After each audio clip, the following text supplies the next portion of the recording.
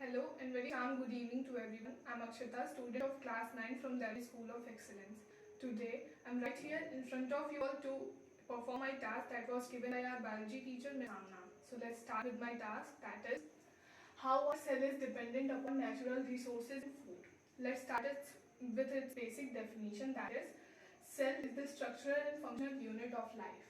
Means, cells form the basic structure and performs basic functions that are related to our life. So early our body needs energy that we get from food. But as we all know that our population is increasing rapidly, the only thing that we can do in order to provide food to everyone is to increase the production of food from that proper amount of land. As you can see, there is increase in population, there is increase in utilization food, hence there is increase in demand of food. Thus, the only thing that we can do is increase for food production. This can be done in three ways, either by improving crop variety, by improving crop production, or by improving crop protection.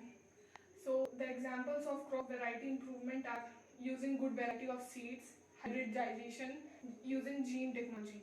Examples of crop production improvement are using mixed cropping instead of monocropping, irrigation methods, and examples of crop protection are weeding using insecticides. But plants also needs those nutrients that occur naturally and remain in cyclic form, that is known as biogeochemical cycle. There are four types of biogeochemical cycles, that are water cycle, carbon cycle, oxygen cycle, and nitrogen cycle. So as you can see, this water cycle, in this water is in cyclic movement in our environment. In this carbon cycle, our carbon is in cyclic movement in our environment by respiration, as well as when plant decay and used by factories as fossil fuel, they release carbon dioxide. In this, oxygen is in cyclic form as atmospheric O2 is used in photosynthesis. Atmospheric O2 is used in respiration and then release CO2 and H2 and then is used in photosynthesis. And in this nitrogen cycle, as you can see, there is atmospheric nitrogen, then occurs nitrogen assimilation, then ammonification, then nitrification, then denitrification, and back come to our environment. This was all my task today. Hope you all like it. Thank you.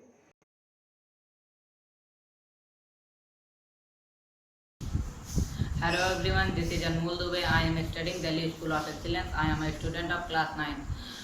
I will explain dependency of plant and animal on nature. मैं आज आपको बताऊंगा plant and animal जो है वो nature पे कैसे dependent है। सबसे पहले जान लेते हैं ह्यूमन बीइंग। ह्यूमन बीइंग जो है वो सेल से मिलकर बना हुआ है। सेल, ह्यूमन बीइंग का जितना भी कंट्रोल होता है वो सारा सेल से ही होता है। सेल जो होता है structural and functional unit of life होता है। ये स्ट्रक्चर देता है बॉडी को और फंक्शन, सारा फंक्शन यही करता है, सेल ही करता है। सेल के अंदर और भी न्यूक्लियस होता है और सब होता है, पर सेल मेन होता है। सेल को ग्रो करने के लिए किसी चीज़ की ज़रूरत होती है, वो होता है प्लांट। प्लांट से जो फूड निकलता है उसकी ज़रूरत होती है, ना कि प्लांट की ज़रूरत होती है। प्लांट से जो न्यूट्रिएंट मिलता है वो सेल लेता है, सेल तब ग्रो करता है, फिर ह्यूमन बीइंग की बॉडी बनती है। ये तीनों चीज़ जो है आपका, ये तीनों डिपेंड है नेचर पे। अगर नेचर नहीं होगा तो प्लांट नहीं बनेगा। प्लांट जब नहीं बनेगा तो सेल को न्यूट्रिएंट नहीं मिलेगी, सेल नहीं ग्रो हो पाएगा। सेल नहीं ग्रो होगा तो ह्यूमन की बॉडी नहीं बनेगी, ह्यूमन बीइंग की बॉडी नहीं बनेगी। तो ये तीनों आपस में डिपेंड है, पर ये तीनों डिपेंड है नेचर पे। मेरा ये समझाने का मतलब ये था, आप क्लास 9 में पढ़ेंगे 3 chapter, cell, improvement in food resource और नेचुरल रिसोर्स। तो आपको सेल में मिल जाएगा ह्यूमन बीइंग, और सेल के बारे में सेल चैप्टर में बताया गया। प्लांट से जो फूड मिलता है वो आपको मिलेगा इम्प्रूवमेंट इन फूड रिसोर्स में, और प्लांट एंड नेचर जो है आपका वो मिलेगा आपको नेचुरल रिसोर्स में। Thank you. Good evening all of you. My name is Shradivedi. I am in class 9 at School of Excellence Basti. Today I will discuss about difference between food, cell and natural resources by the guidance of our biology teacher Miss Amna ma'am. So let's start the topic.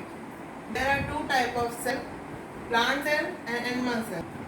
Plant cell, Golgi body, vacuole, RER, SER, cell membrane, mitochondria, lysosome, nucleus, cytoplasm and chloroplast. Animal cell. Cytoplasm, SER, ribosome, RER, mitochondria, Golgi body, vacuole and lysosome. The main difference between those two cells is chloroplast. Chloroplast is only present in plant cell, which gives us green color of plant leaf. Plant cell. Plant cell make a plant. Plant we get from food, and plant make their own food by the process of photosynthesis. Animal cell. Animal cell made a structure of human being or animal. Human is essential for growth and development to required food. All and natural resources we get from many minerals for mountains like ashwagandha, shilajit, etc. Sun is the biggest source of the energy. Water we gives us minerals and nutrients. Thanks to all of you to watching this video. Thanks to Anna ma'am to appreciate me to do this topic. Thank you. A very good evening, all of you. This is Yamna, and I'm a student of class 9 in Delhi School of Excellence. And I'm here to present a presentation given by my teacher. And it's on cell. So let me declare that what is cell. Cell is a very basic and fundamental unit of our life. And all the organisms are made up of cell. Either they are made up of one cell or made up of many cells. So the organisms that are made up of one cell is known as unicellular, and the organisms that are made up of many cells are known as multicellular organisms. And cell is also categorized into two types: prokaryotic cell and eukaryotic cells. Our body is made up of cell. So for the growth of cell, we also need to take food. So food is a very important thing for living organisms, or for all the living organisms, as it supplies nutrients, it gives us energy, and it helps us to fight against diseases. So let me clear that what is nutrition. So nutrition is a thing that we eat and utilize in the form of energy, and nutrients are those things that are found in food, like carbohydrates, fats, vitamins, etc. There are two types of nutrition: autotrophic nutrition and heterotropic nutrition.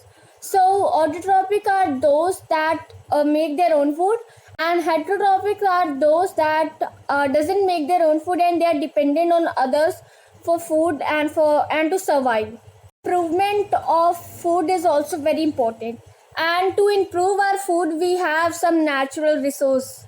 Some basic requirements for all the life forms are air, water, food, sunlight. Plants make their own food with the help of sunlight, air and water, and the process of making that is known as photosynthesis. Greenhouse effect is a natural process to maintain the earth's temperature, but nowadays humans are cutting down trees that causes global warming, and global warming is very dangerous. And when the average temperature of earth increases because of some greenhouse gases is known as global warming. Result of that, ozone layer is getting depleted day by day.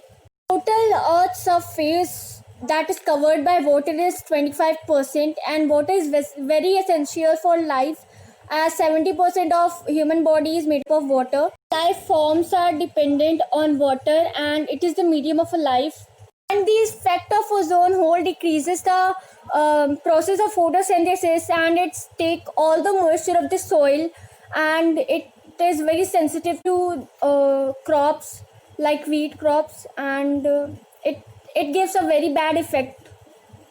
Crop is very essential for us as it gives us food, and food gives us nutrients. It provides us nutrients and gives us energy that we utilize, and it helps in the growth and formation of our body and of our cell. Growth of cell is also very important, as our cell is our basic and fundamental unit of our life. And one more thing, that cell was discovered by Robert Hooke in 1665, but the cell was dead. And the second cell was discovered by Antony van Leeuwenhoek in 1674, and the cell was living.